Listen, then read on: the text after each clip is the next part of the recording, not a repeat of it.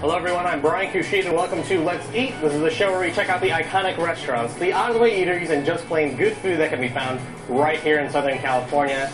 Today we're going to be sampling some authentic Peruvian cuisine in Gardena, but first we're going to stop by a breakfast, lunch, and dinner place that serves pancakes, pizzas, sandwiches, and an interesting take on meatloaf. Let's eat at the Pan. On the corner of Interstate 405, pretty close-knit neighborhood, you'll find a cozy restaurant, down home, wholesome, dishing out meals from morning to night. I make it a point to come here. Appetites find their way to the Pan for all kinds of comforting food with an upscale touch. Hi, I'm Mercedes. I'm Jasmine. And we're the owners of the Pan. The Pan serves breakfast items like the Mediterranean omelet, chile verde burrito, and a sweetened cream cheese stuffed French toast. It's topped with orange butter that we also make in-house and with cream. It's kind of nice and creamy, nice and warm, and the restaurant puts the Pan in pancakes. pancakes. It's like, I don't know, it's better than Mama's cooking. So I don't eat pancakes anywhere else now. Banana pancake. This is more than just a pancake here. We have a special banana puree that we make in-house, and it goes kind of like in a spiral. Those are bananas. One of the more popular dishes you'll see coming out of the Pan kitchen is the signature original loaded hash browns. It's a plate full of breakfast favorites all in one. It's such a simple creation, but it's so good. Best hash browns I ever ate. It's time for me to find out what these browns are all about. Alright, we're in the Pan kitchen with executive chef slash co-owner Jasmine Lyman. We're going to learn how to make the original loaded hash browns. Now, Jasmine, I understand that this isn't just a side dish. This is an entree. This is a meal right here. This is a very big meal. How do we get started with this? First, we're going to lay down some hash browns so they get nice and crispy. That is a mound of hash browns. A little bit of garlic salt here. And that just kind of cooks for, I would say, like about a good 5 minutes. Now I'm going to do some sunny side up eggs to go with this. Sounds good. I think the yolk is a good accompaniment. I don't know if you like yolk in your eggs. I'd say yes to yolk. Okay. What would be your biggest tip for someone when they're making a sunny side up egg to make it just right? To cook it nice and slow. Nice and slow? Yeah. A good sunny side up egg takes a couple minutes. Alright, so how's the hash browns looking? I think they look really good. I think we're ready to put down the rest of our ingredients. So we have some bacon here and some chopped up sausage, pork leg sausage. That looks good. And we're just going to kind of do the same thing, get it, nice and crispy. Sausage and the bacon cooking together, I like that. They all kind of have different flavors that they can, They're dancing right now. get together. So our sunny side up are just about ready, so I'm going to go ahead and turn those off. It looks perfect. So we can start plating here, and plate our hash browns. That looks great. It takes a while for this dish to all come together, but I'd say it's worth it. Good thing, same time, right? Right. Sunny side up eggs. Sunny side up eggs. Cheddar cheese here on top.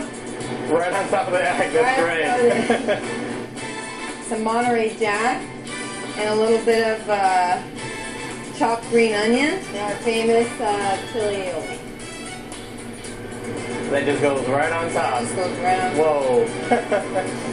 Some green onions there. That's it. This is it right here? That's it. That's the famous original loaded hash Look at browns. this. Gonna give that a try? Yeah, absolutely. All right, Brian, are you ready? I hope I'm ready. This is a pretty big I hope dish. you're hungry. Oh, I'm hungry. Where would you suggest I start with this? I would say just kind of, put your fork into the yolk, kind of get it all mixed together with the crispy hash browns and the aioli. Okay, I'm going to just kind of like cut it right down the middle, or Okay. we'll see. Alright, I'm going to get the yolk. I'm going to cut it down here. Alright, here we go. Let's eat.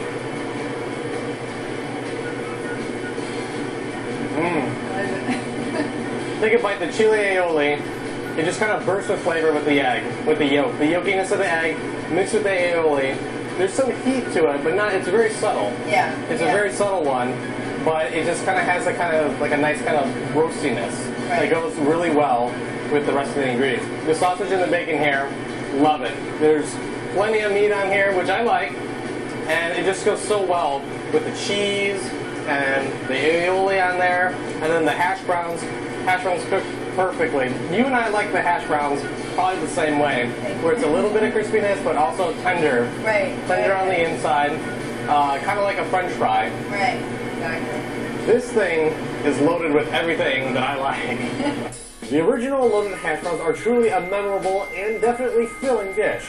But there's more to the pan than just breakfast. The restaurant bakes up thin crust and deep dish pizzas, including a pizza called the Mexican, topped with pork, green chili sauce, jalapenos, and more. Once I got it, it's a regular. There's one beefy dish I can't leave the pan without trying because it just sounds so good. The Cajun meatloaf burger, topped with mushrooms, cheese, and a special sauce. The first bite, I knew I was hooked. I feel like you eat your mama's meatloaf, but with just a high quality restaurant burger feel to it. I don't know what spices she puts in there, but it's really good. Coming up, how the pan turns a meatloaf into a juicy burger.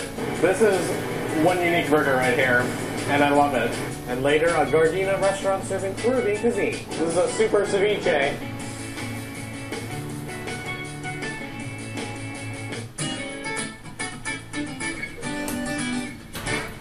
Alright, we're in the Pan Kitchen with Executive Chef co-owner Jasmine Lyman, and we're going to learn how to make the Cajun meatloaf burger. How did you come up with something like a meatloaf burger? Well, I grew up with meatloaf. My mom always made kind of the American, typical dishes. And I figured, everybody can relate to a burger. Everybody likes burgers in one form or another. So I thought, what if I combine the two and kind of make it a little different than your typical meatloaf that you would get at home. So how do we get started with this? So I'm going to cook off some of the vegetables. Alright, so we're starting with the... This is the white onion. That is celery. And next some green peppers. And a little bit of garlic. Kind of get that going. A little bit more oil. So we're going to let it sweat out a little bit? Yeah. Just kind of get a little bit tender. I still like a little bit of crispiness in it, not too well cooked. All right, so we have our meat here, our ground Angus. Some of our cooled off vegetable mixture that we made earlier. Put some of that in there. With some of our Cajun spices. It's a mixture of paprika, garlic, onion. A lot of good things in there. Some of our tomato sauce that we make here, and it has a little bit more spice, oregano, things like that. A little bit of steak seasoning, some Worcestershire sauce, and a little bit of beaten egg, just to kind of bind everything together. And I'm going to go ahead and mix everything. Just like you would with a meatloaf, right? Just like a meatloaf. The only thing I don't do is put breadcrumbs in this. I know in most meatloafs there are breadcrumbs, but I find it's just a little bit juicier without it. So this is a good size patty. That's a big patty. Yeah. Put that on the griddle. Sizzling up. Sizzling up. And then we just kind of, give it some time here. Alright, so burger's going. Burger's going. Got some mushrooms here. Got some mushrooms that we're going to cook off here. Just get them nice and sauteed there. Love mushrooms on burgers. Yeah. Put a little bit of garlic salt in there, a little more oil. So I think we can start loading on the mushrooms here. Burger's ready. Burger's ready. Burger's ready. Like a medium inside. A little bit of Swiss cheese on there. I'm going to go ahead and put the brioche bun down. Kind of give that a little toast. I'm going to go ahead and put some water. Create a little bit of steam for that cheese to melt nice. So that's nice and melted. And give it a little flip. Get the bun down. Scoop that up. And we top our Cajun burger with a remoulade sauce that we make in-house. A dollop on top. Dollop on top. And then it's served with our oven fry. Ooh. You mind if I give this a try? No, go ahead. Look at this. Cajun meatloaf burger. Alright, so what I'm going to do, Yeah, I'm going to hold it for you. I'm gonna set aside the fries for the moment, because I'm going to knock them over. This is a big burger right here. Yeah, it is. And the burrito chunk here, that adds a little bit of the weight to it too. It's all buttered. Alright, here we go. Whoa! This burger is amazing. You have the nice Angus beef in there. Yes. But then all those ingredients that you mix in there, the peppers, celery, all those components of a meatloaf in a burger. The sauce, it's bold, a little bit of spice to it, which I like, which goes really well with kind of the Cajun spices that are in the patty. And so it all just makes sense when it goes together. There's not a burger like this out there, there's not a meatloaf like this out there, that's for sure. This is one unique burger right here, and I love it. This thing is awesome. The B in Brian stands for burger, so it's time to finish this. Thank you. Coming up, firing up the woks at a Peruvian restaurant in Gardena. You can taste the quality in every single bite in this.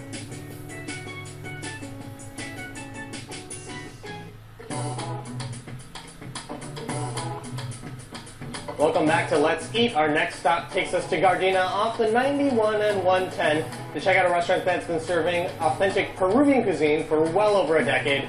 And I hear they have an interesting ceviche. Let's eat at El Rocoto Peruvian restaurant. Off Highway 91 in Gardena, Part of the business area between Artesia and Normandy. there's a spacious restaurant firing up South American flavors. That's really, really nice. Locals head to El Rocoto for a taste of Peruvian cuisine.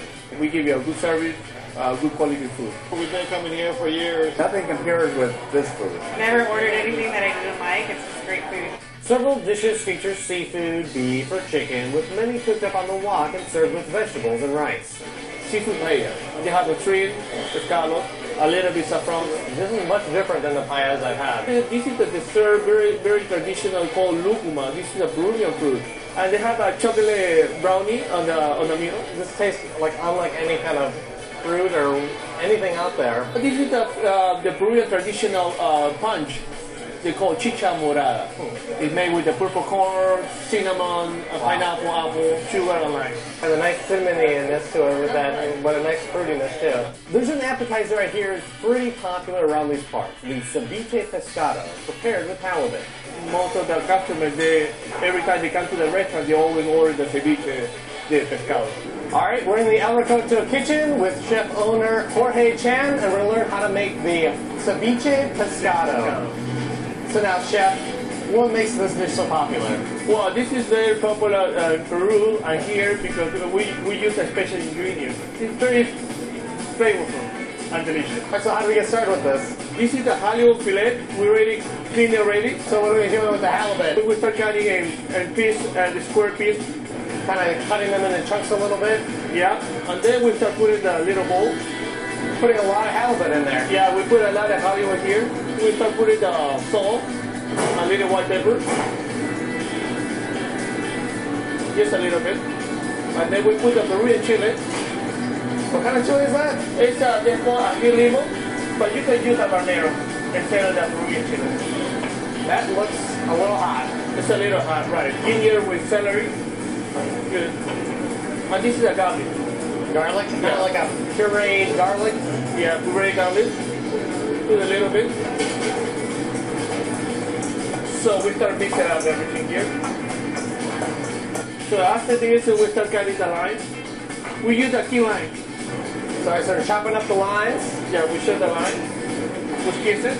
We're not supposed to squeeze it too much. Why? Because if we squeeze it too much, it's gonna be, you're gonna have a taste like acid, too much acid. No shortage of lime in this one. What kind of color are we looking for in this? Oh, this is gonna be more creamy. We start putting a little bit fish stock. Fish stock? Yeah. So the fish stock can kind of cut down on the acidity a little bit? Right. So here, a little bit, not too much. Okay. Kind of plate it. That was quick. Right in the middle there. Now in the middle. We're gonna start cutting the onion. How are we cutting the onion? Normally we have to cut it in julienne, very skinny. Then we have a little bit cilantro, and we put a little bit red onion. Put it on top there. On the top, of course. We put a little bit more juicy right here. That's the same kind of marinade that you were kind of mixing up the halibut. Right. The same thing that we put in the onion. And here we have a sweet potato. Sweet potato. We already boil it, you know, with a little bit of cinnamon, orange juice. Ooh, it's very fragrant. I can smell it from here. Right. So just cut it a little bit right here. And this one, Brian, this is gonna be the Peruvian corn. Peruvian corn. Yeah, this is the Peruvian corn. This is more bigger than the American corn. And this is it right here? That's it, right? Wow. This is a super ceviche. All right, so where do I start with this? Do I want to start with You can start anywhere. Start anywhere? Yeah. Okay. All right. Start with the tip. So here we go. Let's eat. The halibut tastes so fresh. Mixed in with the lime and a little bit of the heat Right. from the chilies in there. The ginger in here, very apparent, but it just tastes great. Especially when you take the onions in here and just kind of take a little spoonful of the marinade. Very bright dish. I'm gonna try the sweet potato here. It's right. It's Go kind of ahead. intriguing to me. I'm gonna try this. You like it, right? That's really good. Oh, thank you. That's really good. It's like almost like candy almost. But like Right. it has a sweetness to it, but it's not too sweet. Where you can really taste the sweet potato in that. But it has a kind of cinnamony flavor to it. That when you just put it with the halibut and the rest of it, it's just awesome. Thank you. Well, thank you so much for showing me this. I'm gonna finish this Oh, off. yeah, go ahead. The ceviche pescado is a meal in itself, but there's still a dish from the wok I want to try at El Rocoto. The lomo saltado. It's their signature sautéed beef dish. This is one of the most favorite Peruvian dish. It's very good. It's just very flavorful. Coming up, walking over the flames for a taste of lomo saltado. Kind of reminds me of like a nice stew.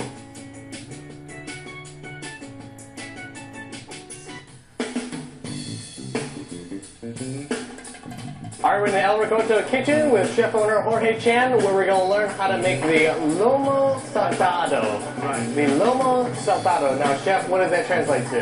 Lomo saltado is the lomo is the beef, saltado is sauté. And what do you like about this dish? Oh, well, this is the most popular dish in Rocoto restaurant. Customers love it. They like it. So how do we get started with this? This is the tenderloin. Ooh. Here, let me cut it a little bit here. So this is almost like 7 ounces. So we cut it in a slice. It's a lot of meat. We use the the Chinese wok like you said. So right now, We're taking a walk today. we put a little bit oil right here. Tenderloin time. We put a little bit salt, pepper. Check that out. Starting to sweat a little bit over here, chef. Yeah. Wow. Brian, you want medium or well done? Let's do a medium. All right. We put a little bit garlic here. We put a little onion. I think I might lose some eyebrows today. You're not afraid of that fire, are you? Right. No, I do it for a long time. So we put a little bit salt. This is red vinegar. Put the thyme here. And the soy sauce. Little bit here. So each time you put in an ingredient, you just kind of give it a little Right. Shake little shake. Right. And then we put a little bit basic stuff. So this is cilantro, cut cilantro, and green onion. And that's it. So right here we put a little French fries. You know, my kids love French fries. My customer too. French fries, if anything, Yeah. great. So we put the lomo saltado on the top. Ooh. This is wonderful. Look at this. Walking into the plate. And that's it? That's it. Wow, look at this. This is a gorgeous dish. Look at this. You mind if I give it a try? Oh, sure. All right, here we go. Let's eat. Take some of this tenderloin here. Get a little bit of veggies. This is great. Take a bite. The beef in there, so tender, so juicy, and there's a little bit of the smokiness in there. Walking it up just makes it taste so wonderful. Soy sauce with a little bit of that vinegar in there. This tastes like you've been marinating it and cooking it for days. It has that nice slow cooked taste to it. I'm gonna take a bite of these vegetables here.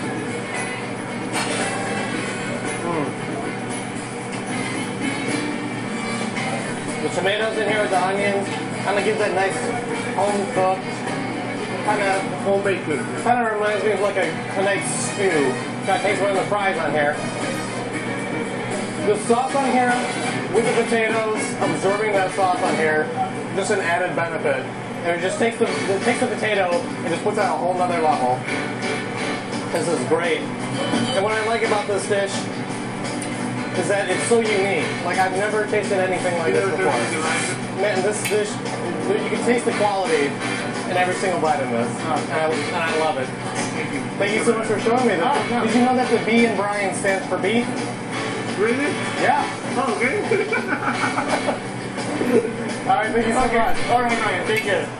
Well, that does it for today. Thanks for joining us on our quest for the most mouth-watering cuisine across Southern California. See you next time on Let's Eat. Find Let's Eat On Demand on Time Warner Cable. Go to On Demand, select Local, then SoCal's Best, then Let's Eat.